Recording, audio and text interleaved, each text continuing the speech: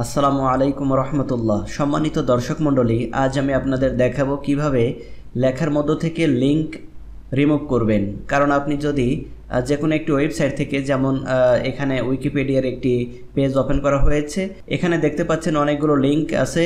যদি আপনি এই লেখার মধ্য থেকে লিঙ্ক রিমুভ করতে চান তাহলে সর্বপ্রথম কি করবেন, এই লেখাটা কপি করবেন। কপি করার পর নোটপ্যাড ওপেন করবেন। যদি সেই লেখাটি সরাসরি আমি এখানে পেস্ট করি পোস্ট করার জন্য কোনো ওয়েবসাইটে, তাহলে দেখতে পাচ্ছেন এখানে লিঙ্কগুলো রয়ে গেছে। একটি আর্টিকেলের মধ্যে অনেকগুলো লিঙ্ক থাকতে পারে। এই লিঙ্কগুলোকে একসাথে আপনি কিভাবে রিমুভ করবেন, প্রত্যেকটি আলাদা আলাদা রিমুভ করার দরকার নেই। তাহলে আপনি এই টিপসটি ফলো করতে পারেন। প্রথমে নোটপ্যাড ওপেন করবেন, তারপর নোটপ্যাডের উপর কন্ট্রোল ভি দ্বারা পেস্ট করে দিবেন। তারপর যদি আমি এই লেখাটি ওয়েবসাইটে দেই অথবা ফেসবুকে দেই, তাহলে দেখবেন এখানে লিঙ্কগুলো আর নেই। এই শব্দগুলোর মধ্যে লিঙ্ক ছিল, এখন দেখুন এখানে কোনো লিঙ্ক নেই।